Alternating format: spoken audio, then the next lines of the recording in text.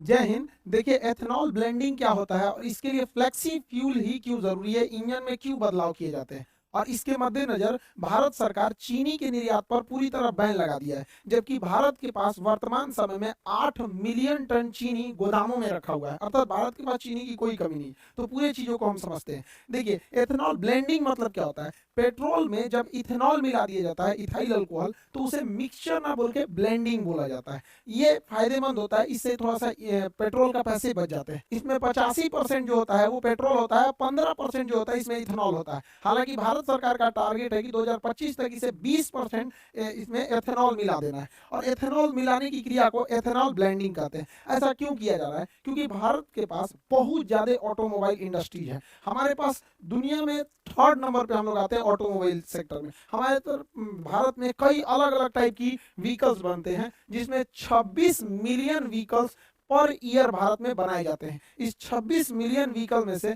लगभग 5 million vehicles हर साल 5 million vehicles हर साल हम लोग निर्यात कर देते हैं। तो हम लोग के पास जो 26 मिलियन जो बच रहा है यहाँ पे टोटल ओवरऑल, मतलब अगर भारत में देखेंगे तो लगभग 20 मिलियन गाड़ियां हर साल बन रही हैं, और उसमें जो फ्यूल पड़ रहा है वो पेट्रोल से आ रहा है। और पेट्रोल हमारे पास तो होता नहीं, हम लोग 80% पेट्रोल जो है वो बाहर से ही मंगाते हैं। अब जो पेट्रोल बाहर से आ रहा है वो तेल के कुएं या रीक से आ रहा है, ये गल्फ कंट्री के पास है। इन्हें हम लोग कच्चा तेल खरीदते हैं, जिसे क्रूड ऑयल कहते हैं, बैरल यानी बैरल में इसे खरीदा जाता है, फिर इसे रिफाइनरी में छानकर पेट्रोल पंप तक पहुंचाया जाता है। इससे क्या है कि हम लोगों का एक बहुत बड़ा पैसा विदेशियों के पास चला जाता है कच्चा तेल खरीदने में। आप अंदाजा नहीं लगा सकते कि भारत सरकार प्रति साल कितना विदेशी लोगों को यानी गल्फ कंट्रियों को कच्चे तेल के बदले पैसा देती है। 65 बिलियन डॉलर देती है। 65 बिलियन डॉलर कितना हो गया? 50 खरब 41 अरब 17 करोड़ 57 लाख 50 हजार रुपए प्रति साल भारत सरकार का पैसा जाता है। हम लोग टैक्स पेयर का पैसा विदेशियों के पास चला जाता है, जो केवल जमीन से निकाल के पेट्रोल दे देते हैं। अब सोचिए ना, जैसे हम लोग के यहाँ अगर कोई पानी खरीदता 60 रुपया लीटर, तो कितना अमीर हो जाते हैं हम लोग। तो इतना पैसा जाता है।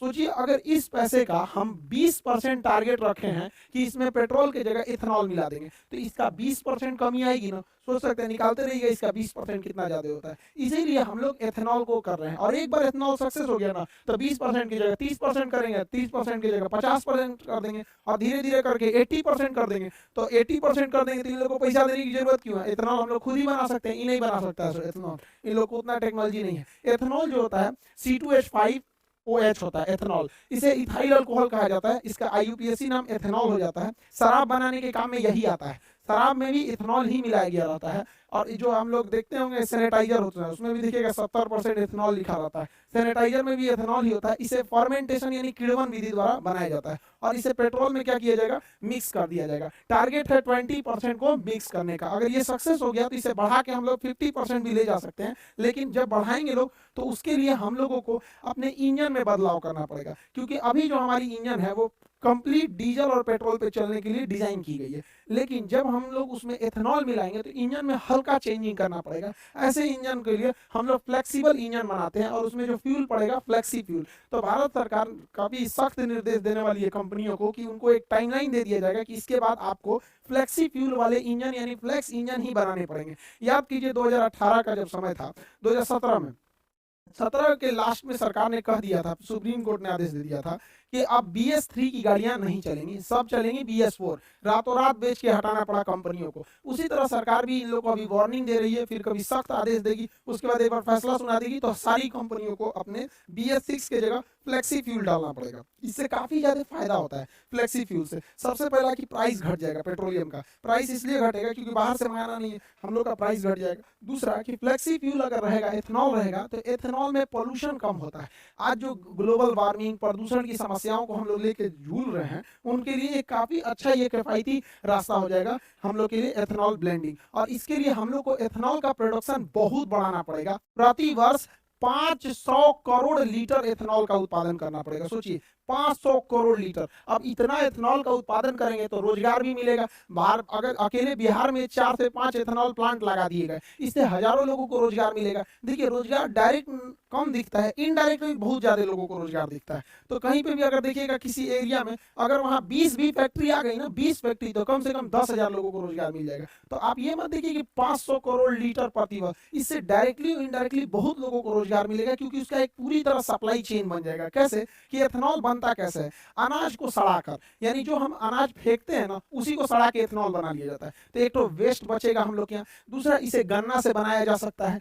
चावल जो टूट जाता है बाजार में सस्ते दाम पर बिक जाता है, किसान का चावल टूट गया तो उसको खुद ही बन जाता है, तो उसी चावल को सड़ा के ये एथेनॉल बना लेता है। मक्का, मक्का जो है इसका कोई भाव नहीं मिलता है, 6 रुपए किलो किसान का मक्का सरकार को किसान बेचने के लिए मजबूर हो जाए, 6 रुपए किलो। अब उसको ना छुपाया कैसे जाता है, किसानों को बेवकूफ कैसे बनाया जाता है, तो सरकार कहती है हम 6 रुपया नहीं ना खरीद रहे हैं, हम 600 रुपया प्रति 100 केजी यानी प्रति क्विंटल खरीद रहे हैं। अजब हाल है भैया, तो 1 रुपया 6 रुपया ना किलो पड़ा, तो किसान को 100 रुपया का भाव कौन सी बताता है, 1 किलो का बताओ ना, आम आदमी को भी समझ में आता कि तब ना लोग सवाल उठाएंगे कि किसानों का इतना दुर्दशा क्यों है। आप सोचिए, आप एक ठो मक्का खरीदिएगा ना, एक ठो ठेला पे से, तो 5 रुपया 10 रुपया का मिलेगा, और किसान से 1 किलो खरीद लिया जाता है, और बेचारा उसको कितना दिए, 6 रुपया किलो, मजबूर है। लेकिन जब इस मक्के का उपयोग किया जाएगा एथेनॉल बनाने में, तो किसान भी अपना बढ़िया दाम में बेचेगा यहाँ पर, क्योंकि इसका प्रोडक्शन होने लगेगा।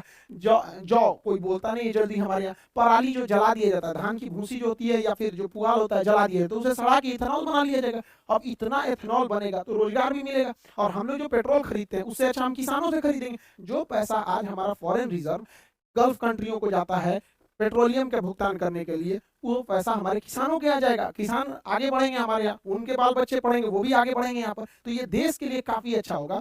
इसलिए भारत सरकार को इस पर बहुत ज्यादा मतलब प्राइम फोकस करके रखा हुआ है भारत सरकार। लेकिन एक बार जरा अपने दिमाग से सोचिए, ये चीज तो पूरी दुनिया में सक्सेस है और भारत में भी सक्सेस होगी, तो धीरे धीरे गन्ना शिफ्ट हो जाएगा किधर, एथेनॉल प्लांट में, और जैसे गन्ना ज्यादा एथेनॉल प्लांट में शिफ्ट होगा, चीनी का प्रोडक्शन घटेगा, उसका प्राइस बढ़ जाएगा। तो भारत सरकार को एथेनॉल और चीनी दोनों को बैलेंस करके रखना है। इसलिए भारत सरकार ने चीनी के निर्यात पर बैन लगा दिया, कहा कि हम चीनी बेचेंगे ही नहीं, क्योंकि फिलहाल जो चीनी है उसी को हम लोग स्टॉक करके रखेंगे, ताकि हम जो आने वाले सीजन में जो गन्ना निकलेगा उसमें ज्यादातर गन्ने को एथेनॉल प्लांट में भेजा जाएगा। आप उस ज्यादातर को भेज देंगे, चीनी के लिए नहीं बचेगा। भारत में महामारी हो, पूरा भयानक कम महंगाई है भारत में, तो चीनियों महंगा हो जाएगा यहाँ पर, इसलिए इस पे निर्यात पर रोक लगाया गया। हालांकि भारत में चीनी का प्रोडक्शन बहुत ज्यादा है, चीनी का प्रोडक्शन 35 मिलियन टन है हम लोग के पास चीनी का प्रोडक्शन। हालांकि इसका उत्पादन जो है वो 27 मिलियन टन है, यानी 8 मिलियन टन एक्स्ट्रा हमारे पास है। 35 मिलियन टन उत्पादन है, 27 मिलियन टन चीनी का उपभोग है। चीनी का डेली रेगुलर बेसिस पे उपभोग होता है हम लोग के यहाँ, चाय में होता है, बिस्किट में होता है, तरह तरह की कैंडी मिठाइयाँ छोटे बच्चों के लिए खाने के लिए आता है, लेमचूस उमचूस, यहाँ पर मिठाई देखिएगा, जलेबी रसगुल्ला, जितना सब चीज में चीनी पड़ता है हमारे यहाँ चीनी। और जो पैकेट वाली सामानें बिकते हैं, कभी मंच टुका दुकाई किट कैट उट कैट, ये सब छोटका लड़का ज्यादा जानता होगा, सब हम लोग को कौन सी पता है सब, मतलब वो सबको। तो यहाँ पे जो है ना, ये इस समय चीनी पड़ता है, तो चीनी का हमारे यहाँ डिमांड बहुत ज्यादा है, 27 मिलियन टन प्रति वर्ष डिमांड है। तो हम लोग के पास 35 मिलियन टन उत्पादन है, 27 मिलियन टन खर्च है, यानी बफर स्टॉक में हम लोग के पास अभी भी 8 मिलियन टन जमा है। बफर स्टॉक किसे कहते हैं, सरकार जो अनाज को सरप्लस उत्पादन के समय जमा कर लेती है गोदामों में, उसे बफर स्टॉक कहा जाता है। बफर स्टॉक रखने की जिम्मेदारी फूड कॉर्पोरेशन ऑफ इंडिया को है, एफसीआई को है। बड़े बड़े गोदाम होते हैं, इसी में रखा जाता है, छोटा मोटा नहीं, बड़ा सा गोदाम होता है, इसे ही कहा जाता है बफर स्टॉक। इसलिए भारत सरकार क्या की है, फ्यूचर प्लानिंग में बैलेंस न गड़बड़ाए महंगाई का और सप्लाई का, इसलिए इस पर बैन लगा दिया गया। अभी आप देखे होंगे चीनी पे बैन लगा दिया गया, गेहूं पे बैन लगा दिया गया, चावल पर बैन लगा दिया, क्योंकि टूटे हुए चावल से भी मेथनॉल बन जाता है। अभी तुर्की जो है गेहूं को वापस कर दिया, देखिए बहाना करके कि इसमें वायरस था, तो अफगानिस्तान के लोगों के लिए वायरस नहीं है। आईएमएफ कह रहा है कि प्लीज गेहूं दे दीजिए, ये लोग को बहुत बड़ा दिमाग हुआ है। ये एक्चुअली देखिए क्या है कि तुर्की क्या देख रहा है कि वो रूस के करीब है। तुर्की जो है वो अमेरिका को बैलेंस करके चल रहा है यूएसए को चिढ़ाने के लिए, क्योंकि तुर्की जो है रूस से सटा हुआ है और रूस के पास गेहूं की कोई दिक्कत नहीं है, और रूस की इस एरिया में, चेचन्या वाले एरिया में आराम से ट्रक से गेहूं आ सकता है तुर्की में। तो ये देख रहा है कि इसी बहाने हम तुर्की देख रहा है रूस से व्यापार बढ़ा लेंगे और अपने आप को हीरो बनने के लिए भारत का गेहूं वापस कर दिया है। यही गलती किया था मलेशिया, यही गलती किया था इंडोनेशिया।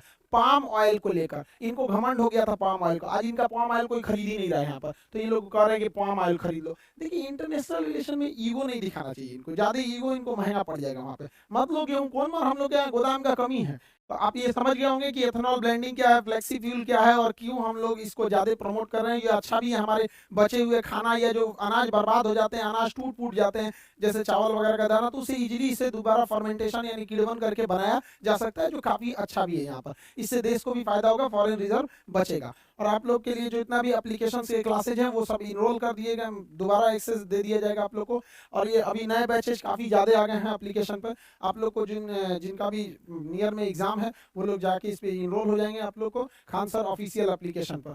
और जितना जल्दी से जल्दी हो आप लोग कहीं जल्दी जल्दी सेटल हुई, नौकरी लीजिए और जल्दी से माँ बाप का सपना पूरा कीजिए। आई होप आप इस टॉपिक को समझ गए होंगे। मिलेंगे नेक्स्ट क्लास में। जय हिंद।